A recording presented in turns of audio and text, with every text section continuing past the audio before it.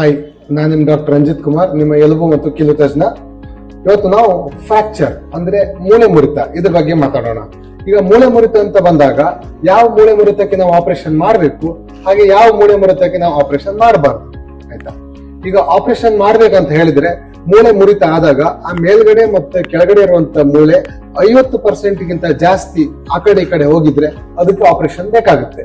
ಹಾಗೆ ಮೂಳೆ ಮುರಿತ ಆಗಿ ಎಲ್ಲಾದ್ರೂ ಗಾಯ ಆಗಿ ಮೂಳೆ ಎಲ್ಲಾದ್ರೂ ಹೊರಗಡೆ ಬಂದಿದ್ರೆ ಅದಕ್ಕೆ ಆಪರೇಷನ್ ಬೇಕಾಗುತ್ತೆ. ಹಾಗೆ ಮೂಳೆ ಮುರಿತ ಆಗುವಾಗ ಅದು ಎಲ್ಲಾದ್ರೂ ಜಾಯಿಂಟ್ ಹತ್ರ ಎಲ್ಲಾದ್ರೂ ಮೂಳೆ ಮುರಿತ ಆಗಿದ್ರೆ ಅದಕ್ಕೆ ಆಪರೇಷನ್ ಬೇಕಾಗುತ್ತೆ.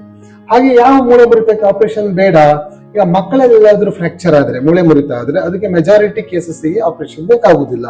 ಹಾಗೆ ಮೂಳೆ ಮುರಿತ ಆಗಿ ಒಂದು 80% ಬೋನ್ ಕಾಂಟ್ಯಾಕ್ಟ್ ಅಲ್ಲಿ ಇದೆ ಅಂತ ಹೇಳಿದ್ರೆ, ಫ್ರಾಕ್ಚರ್ ತುಂಬಾ ಡಿಸ್ಪ್ಲೇಸ್ ಆಗಿಲ್ಲ ಅಂತ ಹೇಳಿದ್ರೆ ಅದಕ್ಕೆ ಆಪರೇಷನ್ ಅವಶ್ಯಕತೆ ಇರುವುದಿಲ್ಲ. ಇದಿಷ್ಟು ಆಪರೇಷನ್ ಬೇಕು ಬೇಡ ಅನ್ನೋದ್ರ ಬಗ್ಗೆ. ಹಾಗೆ ನಾವು ಪ್ಲಾಸ್ಟರ್ ಹಾಕಿದ ಮೇಲೆ ಕೆಲವೊಂದಕ್ಕೆ ಫ್ರಾಕ್ಚರ್ಸ್ ಗೆ ಪ್ಲಾಸ್ಟರ್ ಹಾಕ್ತಿವಿ. ಪ್ಲಾಸ್ಟರ್ ಹಾಕಿದ ಮೇಲೆ ಕೆಲವೊಬ್ರು ಹೇಳ್ತಾರೆ ಅದನ್ನ ಹೇಗೆ ಮೇಂಟೈನ್ ಮಾಡ್ಬೇಕಂತ ಹೇಳಿ. ಹಾಗಿದ್ದಾಗ ಅದಕ್ಕೆ ಕಾಸ್ಟ್ ಶೂ ಅಂತಾನು ಬರುತ್ತೆ. ಅದು ನಿಮ್ಮ ಗಿರಿಜಾ ಸರ್ಜಿಕಲ್ ಅಲ್ಲಿ ಅವೈಲೇಬಲ್ ಇರುತ್ತೆ. ಅದು ಕುಂದಾಪುರ, ಉಡುಪಿ, ಮಣಿಪಾಲ್ ಹಾಗೂ ಮಂಗಳೂರಲ್ಲಿ ನಿಮಗೆ ಸಿಗುತ್ತೆ. Thank you so much.